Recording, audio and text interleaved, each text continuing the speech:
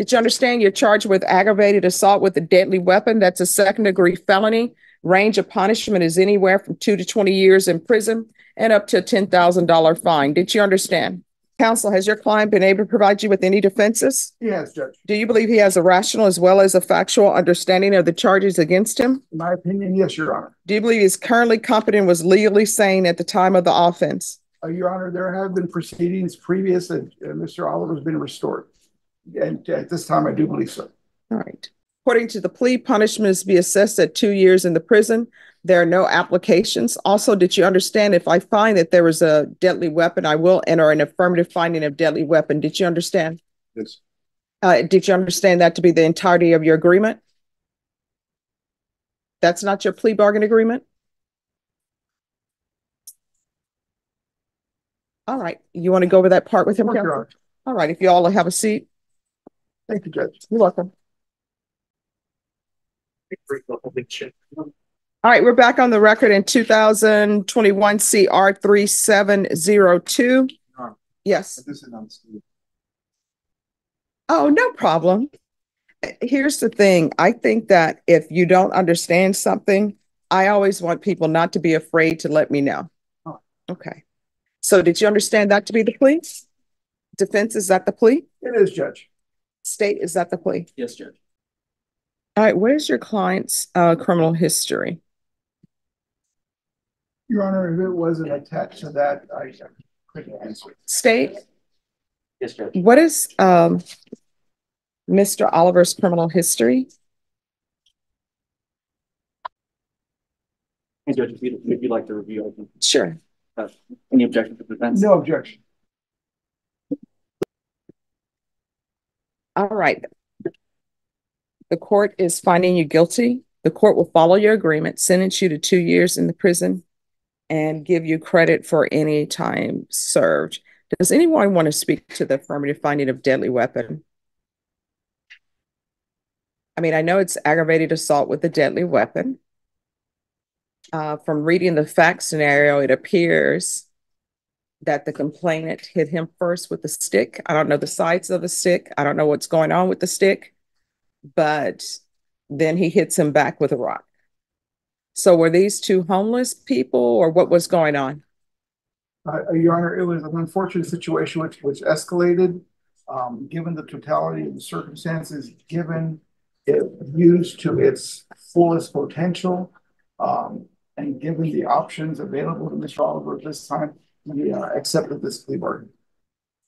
All right. Your Honor, I'm just tired. I've been 3 years dealing with this and same thing you want. That's my life. So has he been in custody for 3 years? Does anybody know if he's been in custody for 3 years? Your Honor, with respect to that, yes, part of it was the restoration process. Okay. And it's just given the current circumstances and the protections he's entitled to. I don't want to go further into it on the record.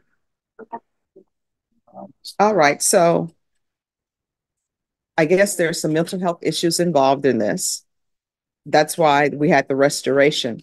So what are you going to do to help yourself when you are released from custody? Do you have a place to stay? I got a place for my mother and my father.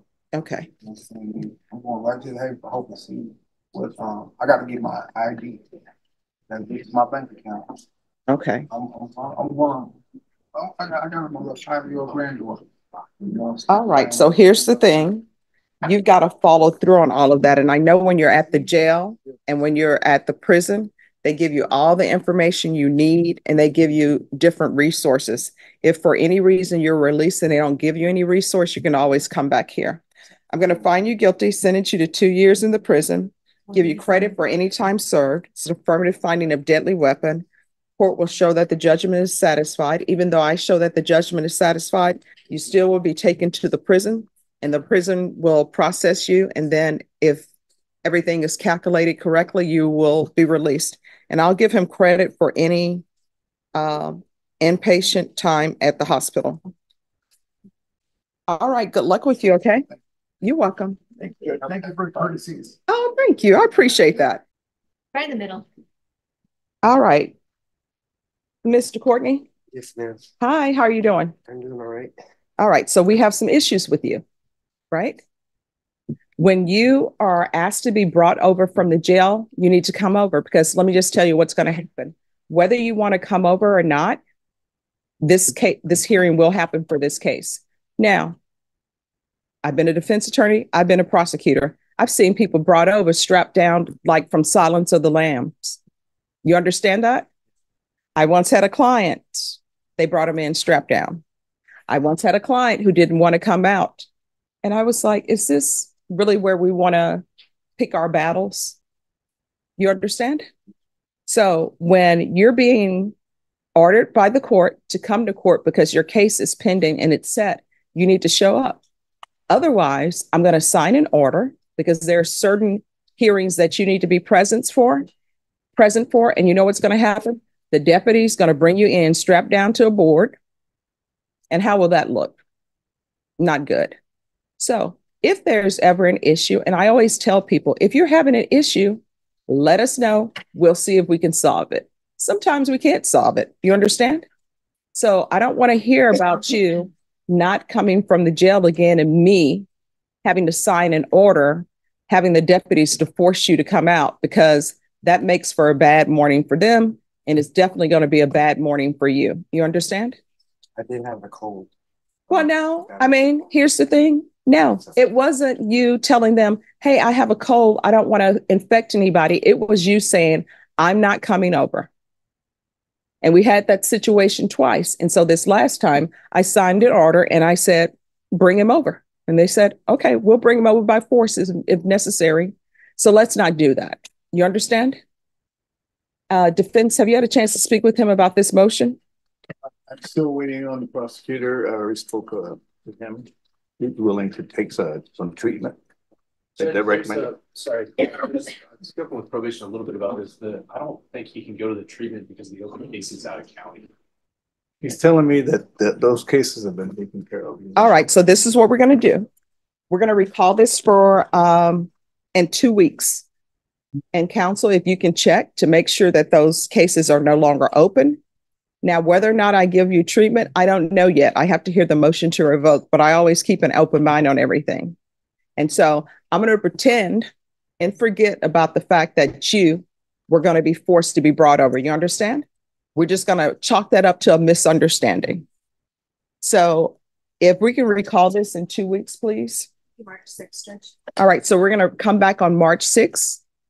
And your attorney is going to check into, and the state, if you could too, check into the out of county matters. And the reason why is because if you have something that's pending out of county, that limits the things that I can do on your case. You understand? All right. Do you have any questions about anything? All right. Hopefully you get over your cold.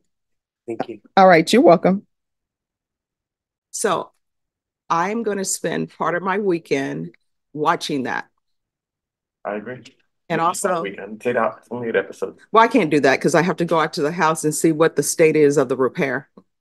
But you know, I always tell people when anything, people may see it as something bad happened. There's always a reason for it. So now, you know what I tell everyone? In your bathrooms, the hose that goes from the toilet to the wall, you're supposed to change that out every 10 years. Did you know that? No. No. Guess what? Well, I know it's probably not. It's not. I don't think anybody does that. Yeah. No, but here's the thing. Some people did do that in my neighborhood. But when the adjuster came out and when the plumber came out, you know what they said? Well, Stephanie, you know, you're supposed to change this out every 10 years. No, I did not know. This is not common knowledge. How would I know that? So now you all are on notice. I'm sorry. Unless you talk to the insurance company, I am not. Yeah. So when your house floods and you're away for 7 days, that's not a good thing. Oh, absolutely. And then when your flight is delayed and you open up the garage and water comes pouring out. I would die. Oh, yes. I was just like, okay. Was that when you were in Europe? Yeah. Yeah. But you know what I did? I came in and my neighbors are so nice. They're like, Stephanie, you could spend the night with us. I said, thank you so much. I said, I'm going to go to sleep. It's too late. It was probably 10 p.m. And I said, I'm going to get up in the morning and I'm going to handle this in the morning. And I immediately started calling people, and everybody says serve pro, serve pro. Mm-hmm. But then other people said, no, that's your insurance company. They should have a preferred person who does that. And so I call them, and Nationwide is, oh, this is who you can call. I'm like, okay, great. Okay, cool. Oh, yeah, I saw that. So, yeah. So the pipe dispersed, like it just tore off? Mm-hmm. And you would not believe how much water comes from that. A lot. Oh, it's like, shh. Yeah. I'll tell you a funny story later. Okay. But when I came home, if I knew how to swim, I could have swam through the standing water. So that's why all my shoes are destroyed. Yeah. Every last one of them. Every single boot. I would you know. Well, you know what? I called my mom, and my mom said, Stephanie, it's material. And you know, I always wanted to declutter. Not that way though. No. And then then the next thing my mom said was, were your purses destroyed? Like, no, thankfully. Well, I told her about 4 because they fell off the shelf for some reason. I don't know why. Not the Birkins. No, not the Birkins.